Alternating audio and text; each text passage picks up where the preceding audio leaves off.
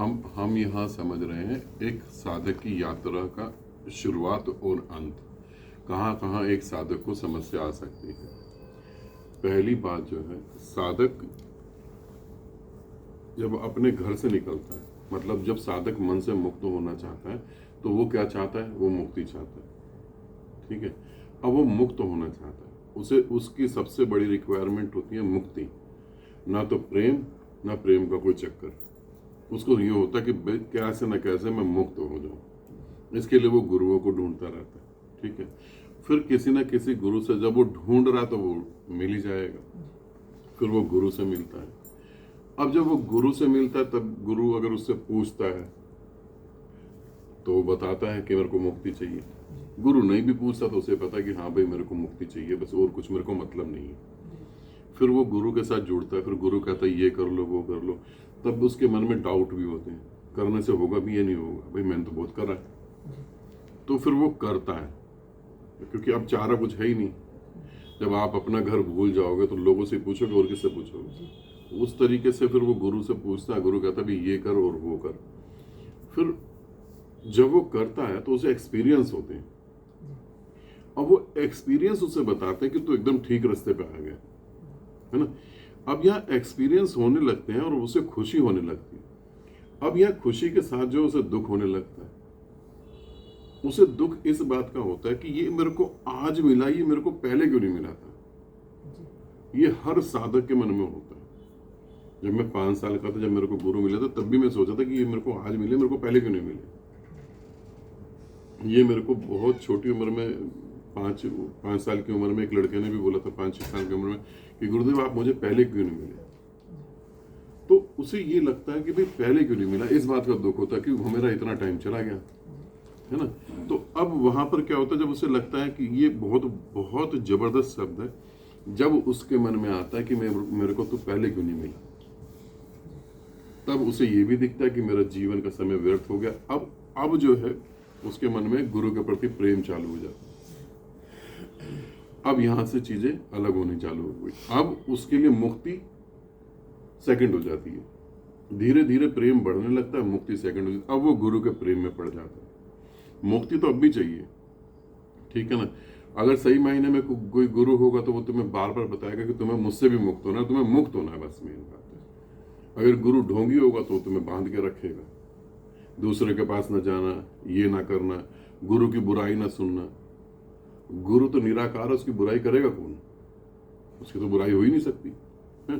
तो वो बांध के रखेगा। जो गुरु होगा वो तुम्हें अपने से भी मुक्त करेगा। अब यहाँ पर जब वो तुम्हें अपने से भी मुक्त करने लगता है तो तुम्हारा प्रेम और बढ़ जाता है।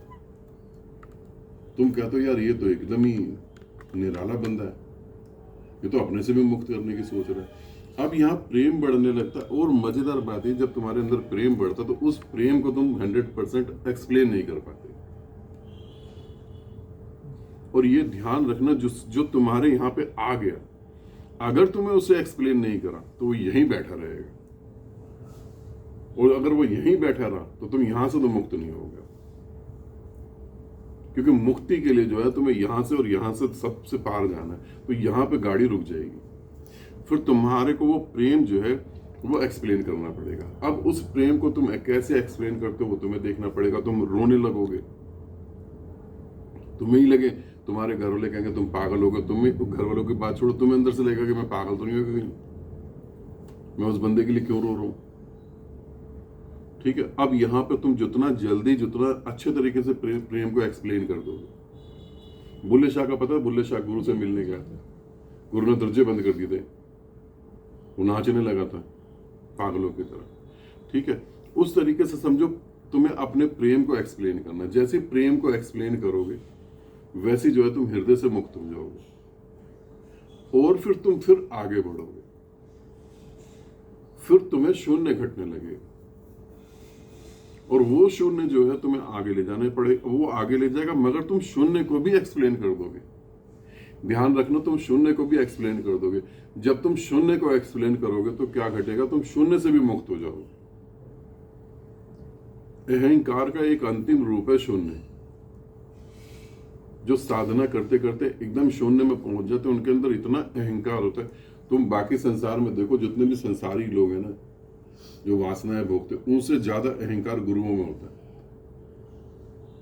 जबकि उल्टा होना चाहिए। उनसे ज्यादा अहंकार जो है और लोगों में होता है जो साधना करते हैं। तो वहां शून्य को भी एक्सप्लेन कर दो और तुम उससे भी मुक्त हो जाओगे। अब तुम कहां पे रुक रहे हो, तुम इसको ध्यान से देखोगे तो तुम्हें पता लगेगा। और तीसरा जो सबसे बड़ा पॉइंट है कि मेरे को मुक्त होना है,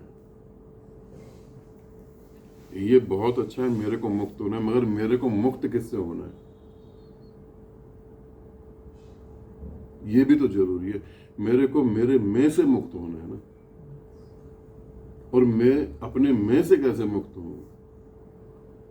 जब तक ये जवान टर टर टर टर करती रहेगी, जब तक ये खोपड़ी चलती रहेगी, तब तक तो मैं अपने मैं से मुक्त नहीं होऊंगा। क्यों फिर सभी गुरु कहते हैं कि मौन हो जाओ?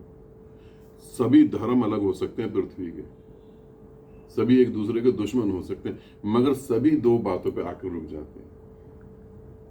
एक तो अनहद ओंकार या ओम, और एक मौन। आप किसी भी धर्म की किताब को पढ़ोगे, किसी धर्म ग्रंथ को पढ़ोगे, उसमें ये दो चीजें जरूर होंगी। या तो आप अनहद के साथ जुड़ जाओगे या आप मौन हो जाओगे। वो दो बातों में से एक बात कहेंगे, और दोनों एक ही हैं। आप मौन होगे तो आपको नाद सुनाई देने लगेगा, आप नाद सुनोगे तो आपका मौन घटने लगेगा। तो जब तक ये खोपड़ी जो मांग रही है, वो मांग से मुक्त होना है। यात्रा करते करते वहां हम पहुंच गए, जैसे भोला सिंह भी वहां पहुंच गया, तुम भी वहां पहुंच गए, धर्म सिंह भी वहां पर। अब मांग से हमें मुक्त होना, और जिस दिन तुम मांग से मुक्त होगे, उस दिन तुम जानोगे कि सब कुछ तो पहले से ही हो रखा है। कौन सा ईश्वर, कौन सी मुक्ति? तब तुम कहोगे मैं तो मुक्त था, सदा से मैं मुक्त था। ऐसा कोई ब्रह्मांड में बंधन नहीं है जो मुझे बांध सके, क्योंकि बंधन में भी मैं हूं, बंधन के बाहर भी मैं हूं। मैं मक्खन हूं पानी में गिरा हुआ, पानी में हूं भी, पानी मुझे छू भी नहीं रहा। जब तुम मौन में उतरोगे तब तुम्हें यह अनुभव होगा। इसे समझना, तो मौन होना है अब, ठीक है। प्रेम अगर अभी रुका हुआ है तो फिर प्रेम में नाचो, गाओ, रो, हंसो, जो मर्जी करो। ध्यान रखना, किसी गुरु ने तुम्हें नहीं बोला होगा, मगर मैं तुम्हें बता रहा हूं, जब प्रेम गुरु के प्रति होगा तो तुम नाचोगे, उसके लिए रोओगे, उसके चरण पकड़ोगे, उसकी फोटो लगा लोगे, उसकी चीजें संभाल कर रखोगे, ठीक है। यहां तक सभी बताते हैं। तुम उसको गाली भी बकोगे। ये प्रेम का एक दूसरा भी रूप है। जो व्यक्ति प्रेम करता है उसमें मन में गाली ना हो, ये हो नहीं सकता। अगर तुम्हारे मन में गाली आएगी तो तुम कहोगे गुरु को गाली देना तो बहुत बड़ा पाप है। जो गुरु को जितना ज्यादा प्रेम करेगा, उसके मन में गुरु के प्रति उतनी घृणा पैदा होगी, क्योंकि साधक गुरु की सारी बातें नहीं मान पाता, अहंकार को चोट लगती है। बहुत सारी ऐसी घटनाएं होती है, अहंकार को चोट लगती है। फॉर एग्जाम्पल, मैंने तुम्हें कहा कि चलो तुम मेरे घर चलो, सारी बात हो गई, मैं यहाँ आया, भोला सिंह से जी इनसे बात करी, अचानक मैंने कहा नहीं, मैं नहीं लेके जा रहा, तुम वापस घर जाओ। अभी तो तुम एक्सेप्ट कर लोगे, मगर 5 महीने 6 महीने बाद ये बात अभी तुमने एक्सेप्ट कर ली, क्योंकि तुम एक भाव दशा में हो, मगर जैसी वो भाव दशा बीतेगी तो ये चुभेगी कांटे की तरह, और तुम्हें पता लग गया मैंने तुम्हें यहां से भेज दिया, जाओ जी अमृतसर जाओ तुम, और मैं भोला सिंह को और धर्म सिंह को घर ले गया। अब ये जिस दिन पता लगेगी तो उस दिन अब तुम क्या करोगे? अब जो तुम्हारे मन में आएगा उसे तुम एक्सप्लेन नहीं कर पाओगे, क्योंकि पहले तुम्हें डरा दिया गया।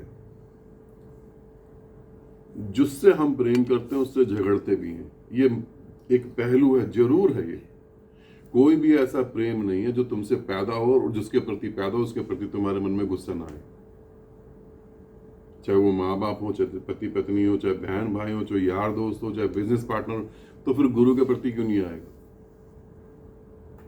तो गुरु के प्रति भी आएगा, तो उसे भी एक्सप्लेन कर देना है, गुरु के सामने ही बोल देना है। उससे भी तुम्हें वो चीज जो संसार में तुम देख सकते हो, वो चीज जो संसार में तुम सुन सकते हो, वो चीज जो संसार में तुम महसूस कर सकते हो, सबका अभिव्यक्त कर देना।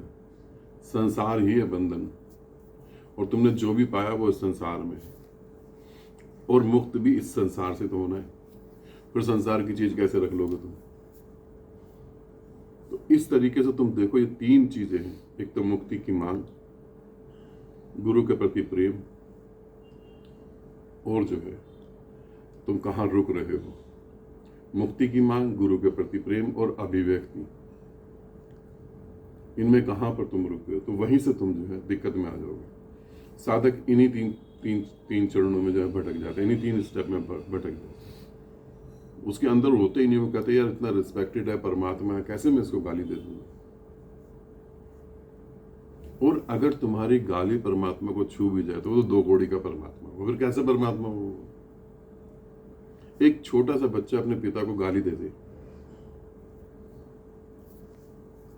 कभी सोचो, ऐसे सोचो धर्म सिंह का छोटा सा बच्चा 3 साल का, उसने गाली दे दी धर्म सिंह को, तो धर्म सिंह क्या नाराज हो जाएगा उससे? उठा के गले लगा लेगा और हंसने लगेगा, क्योंकि उस बच्चे को तो गाली का मतलब भी नहीं पता। तो और परमात्मा की तुम बात कर रहे हो, तो तुम उसे गाली भी नहीं दे सकते। तुम गाली दोगे तो भी वो हंसेगा और तुम्हें स्वीकार कर लेगा। तो ऐसे समझो कि तुम अपने मन के कौन से पड़ाव पे, अपने मन के किस हिस्से में रुक गए, और जरा सा ध्यान से देखोगे तो तुम्हें पता लगेगा तुम यहां रुक गए। परमात्मा के साथ एक होने के लिए जो है पागलपन की हद से गुजरना पड़ता है। अब वो तुमको देखना पड़ेगा तुम कहां रुक गए। इसको समझने की कोशिश करो। ये सभी साधकों के लिए है, और ये बहुत, मुझे नहीं लगता कोई ग्रंथ आपको ये बात बताएगा। ये बहुत जरूरी है। आप देखो, और किसी गाली से, किसी बात से आपका गुरु नाराज हो जाए और आपको छोड़ दे, तो उस दिन पार्टी करना, वो गुरु लायक ही नहीं होगा, इसलिए उन्हें छोड़ दिया, वो अहंकारी होगा। गुरु के हाथ में छोड़ना और पकड़ना नहीं होता, क्योंकि वो तो उसमें भी है जो बोल रहा है। छोड़ना और पकड़ना तो तुम्हारे अहंकार के हाथ में होता है। ठीक है।